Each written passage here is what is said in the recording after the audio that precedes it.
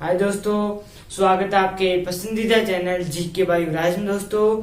और साथ साथ में हमारे आज के वीडियो में भी आपका बहुत बहुत स्वागत है दोस्तों। हमारा टॉपिक चल रहा था चट्टाने। उसमें हम पार्ट 1 और पार्ट 2 देख चुके थे। आज पार्ट 3 है। उसमें हम आग्नेय चट्टान के बारे में पढ़ रहे थे। और आग्नेय चट्टान के में दोस्तों हम उत्पत्ति के आधार पर जो वर्गीकरण किया गया आग्नेय चट्टानों का वो हम देख रहे थे, वो कंप्लीट हो गया था। और आज हम दोस्तों रासायनिक संगठन के आधार पर और कणों के आधार पर आग्नेय चट्टान कितने भागों में बांटा गया है वो आज हम देखेंगे दोस्तों। तो दोस्तों वीडियो को शुरू से लास्ट तक देखना नहीं भूलना। बिना देर से वीडियो शुरू करते हैं दोस्तों आज का हमारा। तो दोस्तों आज हम आग्नेय चट्टान के बारे में पढ़ेंगे आगे। और उसमें दोस्तों रासायनिक संगठन के आधार पर कितने भागों में वर्गीकरण किया गया है वो सब देखेंगे दोस्तों। अगर आज का वीडियो अच्छा लगे तो लाइक करना और अपने दोस्तों के पास जरूर शेयर करना दोस्तों। तो दोस्तों आग्नेय चट्टान को सिलिका की मात्रा का आधार मानकर रासायनिक संगठनों के आधार पर दोस्तों आग्नेय चट्टान को 4 भागों में बांटा गया है। कितने भागों में बांटा गया दोस्तों? आग्नेय चट्टान को रासायनिक संगठन के आधार पर सिलिका की मात्रा का आधार मानकर दोस्तों 4 भागों में बांटा गया है। समझ में आ गया? फिर से समझते तो हम दोस्तों आग्नेय चट्टान सिलिका की मात्रा का आधार मानकर आग्नेय चट्टानों को रासायनिक संगठन के आधार पर 4 भागों में बांटा गया है। पहला अम्लीय चट्टान, दूसरा क्षारीय चट्टान, तीसरा मध्यवर्ती चट्टान और चौथा अल्ट्राबेसिक चट्टान। समझ में आया दोस्तों? जो अम्लीय चट्टान है इसमें सिलिका की मात्रा 60% से 80% तक है। मतलब दोस्तों जिसमें सिलिका की मात्रा 60% से 80% तक होगी तो वह है अम्लीय चट्टान कहलाएगी दोस्तों।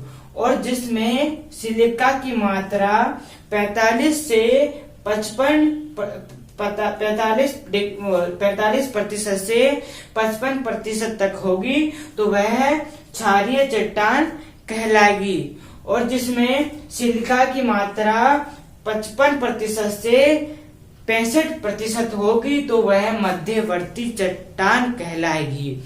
और जिसमें सिलिका की मात्रा 45% से कम होगी दोस्तों तो वह अल्ट्राबेसिक चट्टान कहलाएगी दोस्तों। समझ में आ गया?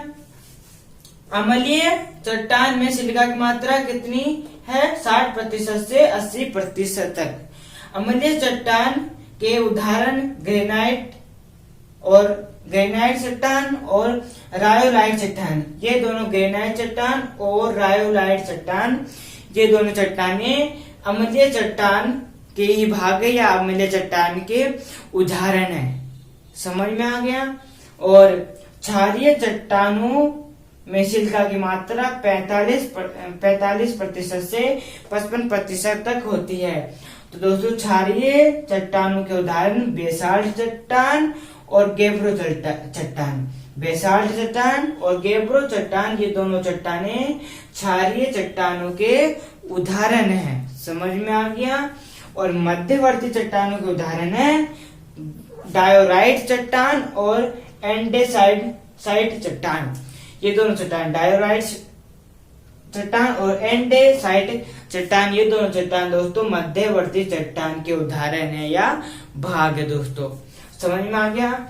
अल्ट्राबेसिक जिसमें सिलिका की मात्रा 45% से कम हो उसे अल्ट्राबेसिक चट्टान कहते हैं। अल्ट्राबेसिक चट्टान के उदाहरण है पेरिडोसाइट चट्टान। क्या है पेरिडोसाइट चट्टान? ये अल्ट्राबेसिक चट्टान की उदाहरण है दोस्तों। समझ में आ गया? जो अम्लीय चट्टान है ये कठोर होती है। क्या होती है? जो अम्लीय चट्टान है दोस्तों ये क्या होती है? जो अम्लीय चट्टान है ये कठोर होती है। और जो क्षारीय चट्टान है या मुलायम होती है। क्या होती है दोस्तों? ये मुलायम होती है।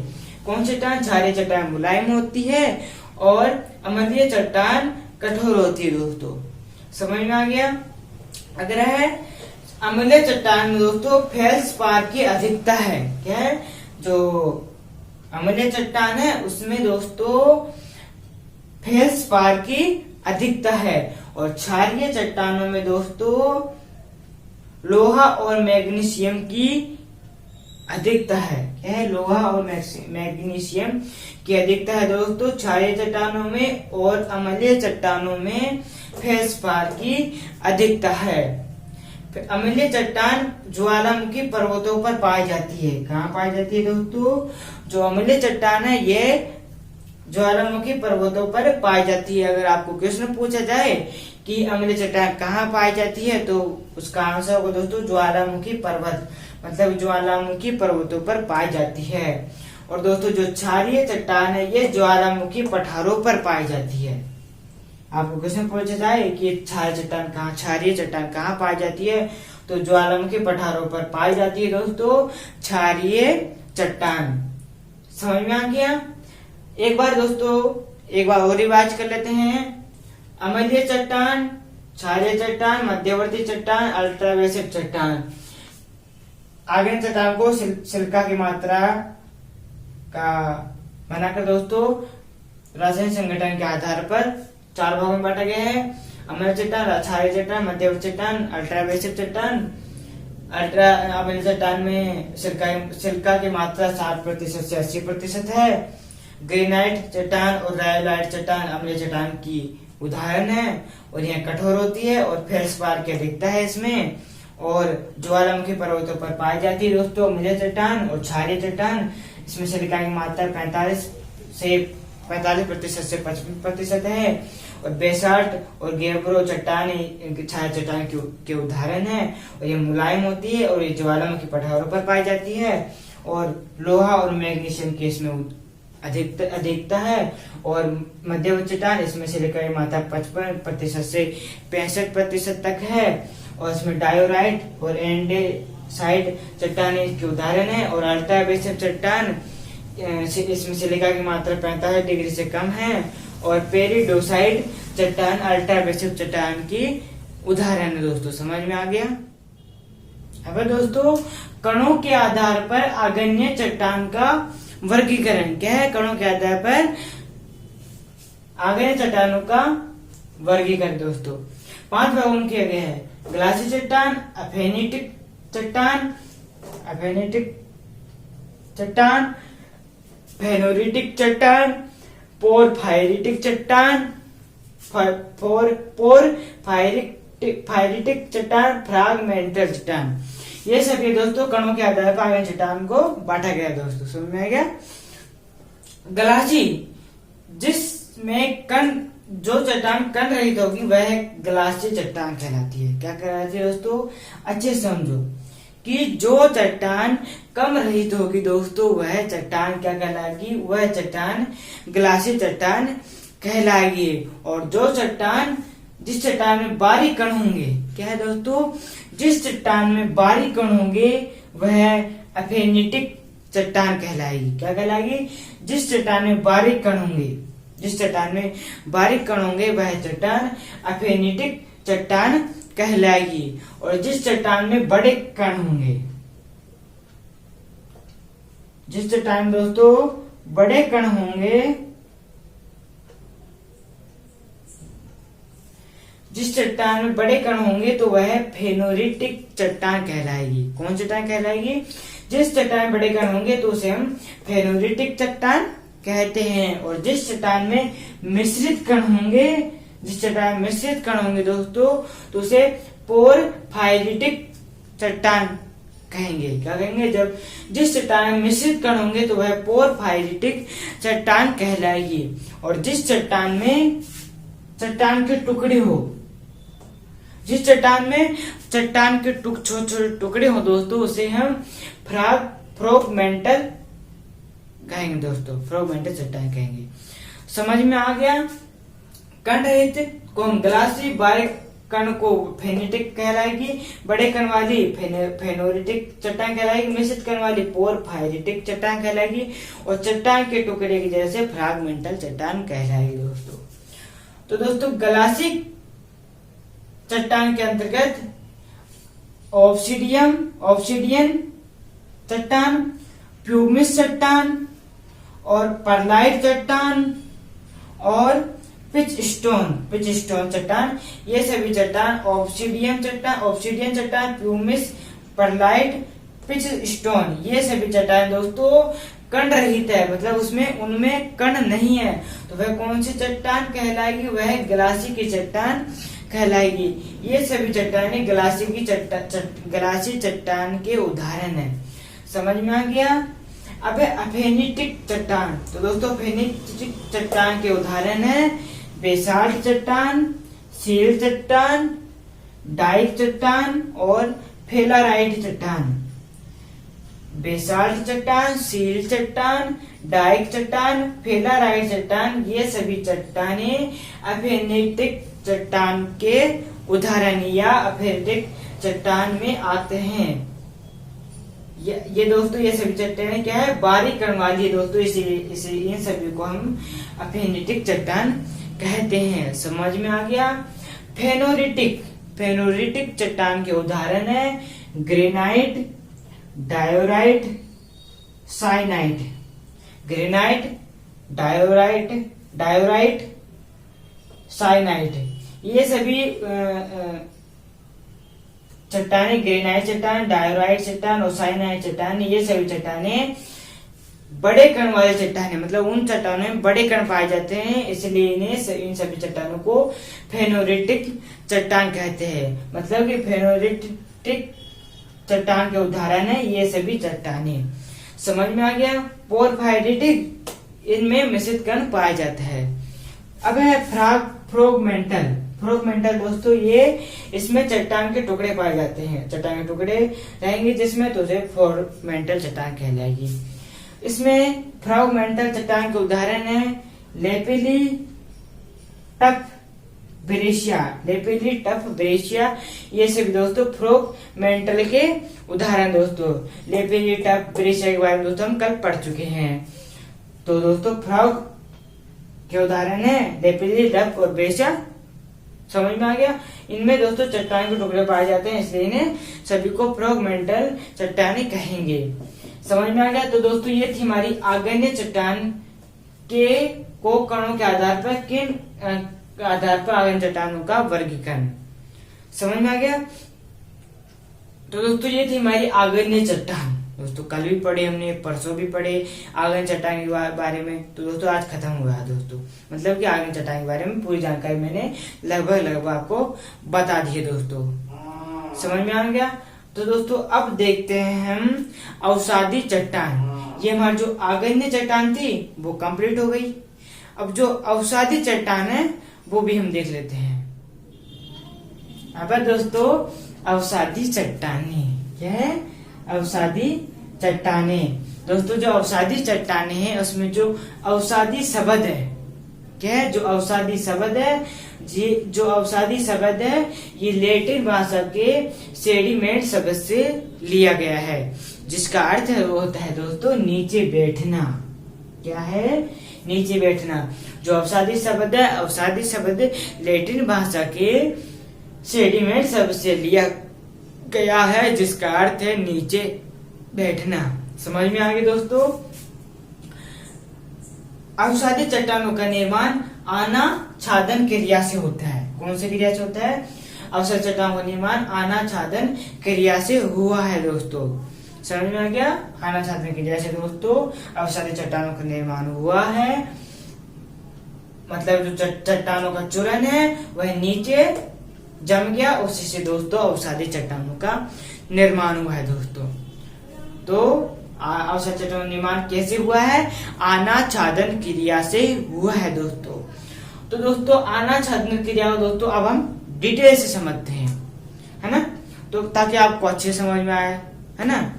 तो दोस्तों ये आग्नेय चट्टान है, ये आग्नेय चट्टान है दोस्तों। आग्नेय चट्टानों से ही अवसादी चट्टानों का निर्माण होता है, ये याद रहना चाहिए आपको। समझ में आ गया? तो दोस्तों ये आग्नेय चट्टान है और हमने बताया कि ये भौतिक अपक्षय है। समझ में आ गया। भौतिक स्वरूप है दोस्तों, सबसे ज्यादा भौतिक स्वरूप है, मतलब भौतिक अवश्य है। तब जब भौतिक अवश्य होगा तो यह टूटेगी। क्या होगा दोस्तों, जो आगे चट्टान है उसमें जब भौतिक अवश्य होगा तो यह जो चट्टान है टूट जाएगी। तो दोस्तों जो चट्टान है छोटे छोटे टुकड़े में टूट जाएगी। फिर दोस्तों मतलब कि चट्टान का चूर्ण बन जाएगा। चूर्ण तो देखा होगा दोस्तों आपने कि जो चट्टान है आगे चट्टान उसका चूर्ण बन जाएगा। चूर्ण समझ में आ गया, चूर्ण बन जाएगा। फिर जो चूर्ण है ये आगे अपर्दन करेगा। चूर्ण दोस्तों आगे अपर्दन करेगा। फिर दोस्तों आगे अपर्दन करेगा तो दोस्तों यहाँ जो चूर्ण है यहाँ आके जम जाएगा, मतलब निक्षेपण होगा। निक्षेपण होगा दोस्तों, जो चूर्ण है ये आगे अपर्दन करेगा और यहाँ आके जम जाएगा, मतलब कि निक्षेपण होगा। तो दोस्तों अवसादी चट्टानों का निर्माण होगा। फिर इसमें दोस्तों आना छादन क्रिया कैसे हुई? तो दोस्तों जब जो आग्नेय चट्टान है इसके छोटे छोटे टुकड़े हुए, चूर्ण में जब चट्टान का चूर्ण बना दोस्तों, जो चूर्ण है ये आगे अपर्दन हुआ। तो दोस्तों जब वो अपर्दन हुआ तो यहाँ जम गया, तो मतलब निक्षेपण हुआ।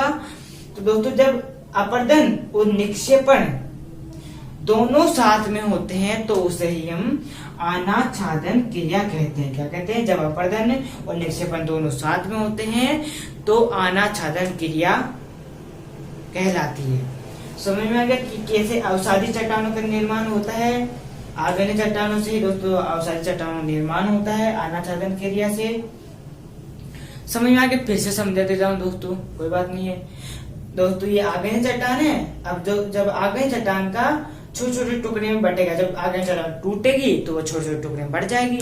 फिर जो छोटे छोटे टुकड़ों का दोस्तों चूर्ण बन जाएगा। फिर जो चूर्ण है ये आगे अपर्दन करेगा तो जो यहाँ जम जाएगा, मतलब निक्षेपण होगा, तो अवसादी चट्टानों का निर्माण होगा। फिर जो अपर्दन और निक्षेपण क्रिया दोनों साथ में होगी तो दोस्तों उसे आनाच्छादन क्रिया कहेंगे। समझ में आ गया। अब है अवसादी चट्टानों की विशेषता। अवसादी चट्टानों की विशेषता, तो दोस्तों पहले आग्नेय चट्टान का निर्माण हुआ था। सबसे पहले आग्नेय चट्टान का निर्माण हुआ था और दूसरे में अवसादी चट्टानों का निर्माण हुआ था। तो दोस्तों ये द्वितीय चट्टान, मतलब द्वितीय चट्टान है, दूसरे नंबर की चट्टान है। दूसरे नंबर पर अवसादी चट्टानों का निर्माण हुआ था दोस्तों। तो दोस्तों यह द्वितीय चट्टान है और यह परतदार होती है। क्या होती है दोस्तों? परतदार होती है दोस्तों अवसादी चट्टानें। समझ में आ गया। और यह रवेदार नहीं होती है, ये बिल्कुल रवेदार नहीं होती दोस्तों। जो अवसादी चट्टानें हैं ये बिल्कुल रवेदार नहीं होती है और यह इसमें जीवाश्म पाए जाते हैं। क्या पाए जाते हैं? जो अवसादी चट्टानें इसमें जीवाश्म पाए जाते हैं और यह बिल्कुल मुलायम रहती है। क्या होती है दोस्तों? जो अवसादी चट्टानें हैं ये बिल्कुल मुलायम रहती है। और दोस्तों अवसादी चट्टानों में जीवाश्म खनिज पाए जाते हैं, मतलब कि जीवाश्म खनिज पाए जाते हैं दोस्तों अवसादी चट्टानें में। अगर आपको क्वेश्चन पूछा जाए कि सबसे ज्यादा मतलब जीवाश्म खनिज कौन सी चट्टान पाए जाते हैं, तो वह अवसादी चट्टानों में पाए जाते हैं और सबसे ज्यादा अपर्दन होती है दोस्तों। सबसे ज्यादा अपर्दन करने वाली चट्टान है दोस्तों अवसादी चट्टान। समझ में आ गया कि किसकी क्या क्या विशेषता है। यह द्वितीय चट्टान है, यह परतदार होती है, यह रवेदार नहीं होती है, यह इसमें जीवाश्म पाए जाते हैं, यह मुलायम होती है, जीवाश्म खनिज पाए जाते हैं इसमें और यह सबसे ज्यादा अपर्दन करती है। समझ में आ गया। तो दोस्तों ये थी हमारी अवसादी चट्टान का निर्माण कैसे हुआ और उसकी विशेषता क्या क्या है दोस्तों। समझ में आ गया दोस्तों, क्लियर हो गया कि आनाच्छादन क्रिया से ही दोस्तों अवसादी चट्टानों का निर्माण हुआ है। अब दोस्तों अवसादी चट्टान के प्रकार। अवसाद के प्रकार के आधार पर अवसादी चट्टानों के प्रकार, अवसाद के प्रकार के आधार पर दोस्तों पहला चट्टान चूर्ण, और दूसरा रासायनिक पदार्थ और तीसरा जैविक पदार्थ। समझ में आ गया। चट्टान चूर्ण तो दोस्तों अभी हमने देखा था क्या होता है दोस्तों, कि जो चट्टान उसके टुकड़े हो जाते हैं और उसका चूर्ण बन जाता है, फिर आगे अपघटन होता है तो वो जम जाता है। तो चट्टान चूर्ण से लोएस चट्टान बनी है, मोरेन चट्टान बनी है, और चीका मिट्टी बनी है, और बालू का पत्थर, और कांगलोराइट, ये लोएस चट्टान, मोरेन चट्टान, चीका मिट्टी, बालू का पत्थर, कांगलोराइट, ये सभी दोस्तों चट्टान चूर्ण से निर्मित है, मतलब कि चट्टान चूर्ण से बने हैं। समझ में आ गया। दूसरा रासायनिक पदार्थ, कि रासायनिक पदार्थ से क्या क्या चीज बनी है। तो नमक की चट्टान और खड़िया, नमक की चट्टान और खड़िया ये दोनों रासायनिक पदार्थ से निर्मित है, मतलब कि इनमें रासायनिक पदार्थ है। समझ में आ गया। अब है जैविक पदार्थ। जैविक पदार्थ से दोस्तों चूना पत्थर, कोयला और डोलामाइट, ये सभी दोस्तों चूना पत्थर, कोयला, डोलामाइट ये सभी जैविक पदार्थ से निर्मित है। तो दोस्तों ये थी हमारी अवसादी चट्टान के प्रकार।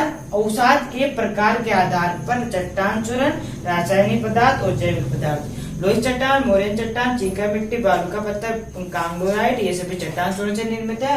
नमक की चट्टान, खड़िया ये सभी रासायनिक पदार्थ से निर्मित है। चूना पत्थर, कोयला और डोलामाइट ये सभी जैविक पदार्थ से निर्मित है। दोस्तों समझ में आ गया। तो दोस्तों ये थी हमारी अवसादी चट्टान के प्रकार, अवसाद के प्रकार के आधार पर। समझ में आ गया दोस्तों।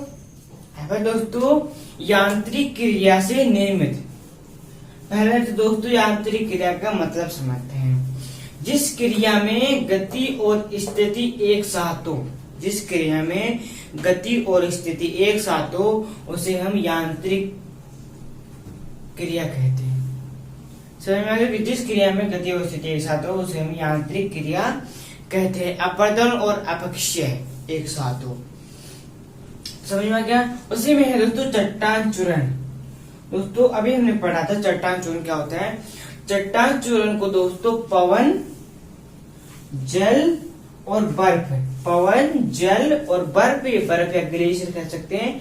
पवन, जल, बर्फ ये सभी दोस्तों चट्टान चूर्ण को एक स्थान से दूसरे स्थान अपवर्तन करते हैं, मतलब एक स्थान से दूसरे स्थान पर स्थानांतर करते हैं, जिससे ही अवसादी चट्टानों का निर्माण होता है ना दोस्तों। दोस्तों अब इसका विस्तार से समझते हैं कि पवन कैसे अवसादी चट्टानों का निर्माण करती है ना दोस्तों। पहला पवन देख लेते हैं। पवन है ना, वायु द्वारा कणों के परिवहन व निक्षेपण से बनती है दोस्तों अवसादी चट्टानें। मतलब कि तो वायु मतलब पवन ही होता है, सॉरी पवन मतलब वायु होता है, हवा है ना। तो वायु द्वारा कणों के परिवहन व निक्षेपण से बनती है दोस्तों अवसादी चट्टानें। मतलब दोस्तों ये रेत का टीला है, मतलब मिट्टी है ना, और यहाँ से पवन चल रही है तो दोस्तों यहाँ से इसके ऊपर से पवन चलेगी तो दोस्तों जो रेत है वो भी, जो पवन है वो जो रेत का टीला है और जो ये पवन जा रही है वो अपने साथ उस रेत को उड़ ले चलेगी, मतलब अपने साथ उस रेत को ले चलेगी। फिर यहाँ आके दोस्तों यहाँ आके जम जाएगी, वो जो रेत लेके आई थी ना, हवा रेत लेके आई थी ना, वो यहाँ आके जम जाएगी। फिर जो जमा परत वाली परत जम जाता है दोस्तों, तो उसी को हम अवसादी चट्टानें कहते हैं दोस्तों। उसी में लोइस का मैदान प्रसिद्ध है दोस्तों। लोइस का मैदान में फर्स्ट नंबर पर चीन है दोस्तों। और लोइस के मैदान पे दोस्तों चावल सर्वाधिक होता है, जिसमें फर्स्ट नंबर है चीन का, है ना दोस्तों। और इसे पवन कृत मैदान भी कहते हैं लोइस के मैदान को। समझ में आ गया कि पवन वायु द्वारा कणों के परिवहन व निक्षेपण से बनती है दोस्तों अवसादी चट्टानें। मतलब कि यहाँ रेत है, उसके ऊपर से पवन चल रही है तो पवन रेत को लेके चलेगी और यहाँ के जमा कर लेगी परत वाई परत, तो उसी से अवसादी चट्टानों का निर्माण होता है। उसमें लोइस का मैदान प्रसिद्ध है दोस्तों। लोइस का मैदान चावल सर्वाधिक होता है, उसमें फर्स्ट नंबर चीन का है, और इसे पवन कृत मैदान भी कहते हैं। दूसरा दोस्तों जल बताने से पहले मैं आपको बर्फ का बता देता हूँ। बर्फ को दोस्तों हिमानी कृत भी कहते हैं, हिमानी गर्त को दोस्तों ग्लेशियर भी कहते हैं, बर्फ भी कहते हैं, है ना दोस्तों। ये बर्फ दोस्तों ये मोरेन बर्फ का चट्टान, मतलब बर्फ एक जगह इकट्ठा हो जाती है दोस्तों, जम जाती है तो उसे हम अवसादी चट्टाने कहते हैं। दोस्तों जो ये बर्फ एक साथ जम जाती है दोस्तों, बहुत सारी जगह मतलब एक साथ जम जाती है बर्फ, तो उसे हम मोरेन कहते हैं। क्या कहते हैं? उसे हम मोरेन कहते हैं। और वह क्या है? वह अवसादी चट्टान जिसे हम मोरेन कहते हैं, जिसे टिलाइट भी कहते हैं। समझ में आ गया कि जो बर्फ है वो अवसादी चट्टानों का निर्माण कैसे करती है। जो बर्फ है यह हिमानी कहते हैं, ये बर्फ जम जाती है तो उसे मोरेन कहते हैं, उसे ये अवसादी चट्टान है दोस्तों। समझ में आ गया कि दोस्तों पवन कैसे करती है अवसादी चट्टानों का निर्माण, और हिमानी का मतलब बर्फ कैसे करते हैं अवसादी चट्टानों का निर्माण। अब दोस्तों जल, इनका निर्माण जल से निर्मित सेल है दोस्तों ना, जिन चट्टानों का निर्माण जलीय भागों में या इनका निर्माण जलीय भागों में अवसाद के निक्षेपण से होता है तो उसे हम दोस्तों अवसादी चट्टान कहते हैं। मतलब कि जल से निर्मित चट्टानें, जिनका निर्माण जलीय भागों में, जिन चट्टानों का निर्माण जलीय भागों में होता है, भागों में अवसादों के निक्षेपण से होता है दोस्तों, उन्हें अवसादी चट्टानें कहते हैं। ये 3 प्रकार की होती है। कितने प्रकार की होती है? 3 प्रकार की होती है दोस्तों। सागरीय सेल, झीलकृत सेल और नदीकृत सेल, ये 3 प्रकार की होती है दोस्तों। नदीकृत मतलब दोस्तों नदी है दोस्तों, वो अपने साथ मिट्टी बहा कर लाती है, तो दोस्तों जहां मिट्टी एक साथ इकट्ठा हो जाती है उसे हम नदीकृत सेल कहते हैं। मतलब नदी से बनी चट्टान, नदी के द्वारा जो मिट्टी है उनसे बनी चट्टान। समझ में आ गया। और जल में जो चट्टान बनी होती है वो भी अवसादी चट्टान कहलाती है। अब है बालू का पत्थर दोस्तों, अभी थोड़ी देर पहले हम देखे बालू का पत्थर, उसका निर्माण कैसे होता है। बेसाल्ट चट्टान का जब जो बेसाल्ट चट्टान टूट जाती है दोस्तों, तो दोस्तों वह छोटे टुकड़े बढ़ जाती है, फिर जो छोटे टुकड़े हैं बेसाल्ट चट्टान के, उनका चूर्ण बन जाता है। क्या बन जाता है? चूर्ण बन जाता है। फिर जो चूर्ण बन जाता है वह आगे प्रदन होता है तो अवसादीकरण होता है, मतलब कि अवसादीकरण होगा दोस्तों। अपर दोनों ऑफिसर के दोनों मिलने से अनाच्छादन क्रिया हुई तो वह कहलाएगी दोस्तों अवसादी चट्टान। तो दोस्तों अवसादीकरण होगा, फिर उसी से दोस्तों बालू का पत्थर का निर्माण होगा। बालू का पत्थर को सैंड स्टोन या कोटा स्टोन कहते हैं।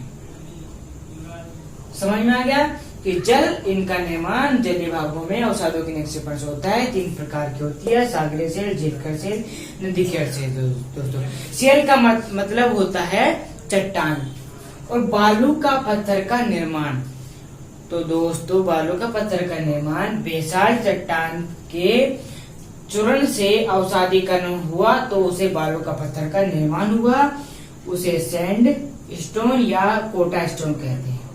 आप पूछोगे कि कोटा स्टोन क्यों कहते हैं, तो दोस्तों अपने राजस्थान में दोस्तों कोटा में सर्वाधिक होती है दोस्तों बालू का पत्थर का निर्माण कोटा में ज्यादा होता है, इसलिए इसे क्या कहते हैं? कोटा स्टोन कहते हैं दोस्तों।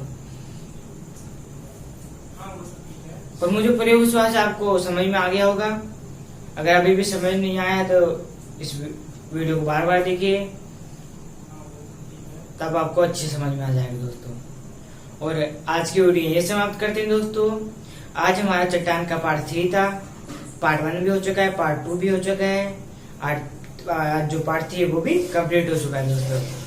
पार्ट 2 और पार्ट 2 की, पार्ट 1 और पार्ट 2 की लिंक डिस्क्रिप्शन में है दोस्तों। तो दोस्तों कल मिलते हैं चट्टान के पार्ट 4 में। जब तक हमारा अगला वीडियो आएगा तब तक अपने माता पिता का ख्याल रखें और आप स्वस्थ रहे, व्यस्त रहे और मजे में रहे। मिलते हैं अगले वीडियो में, तब तक के लिए सभी दोस्तों को जय हिंद, जय भारत।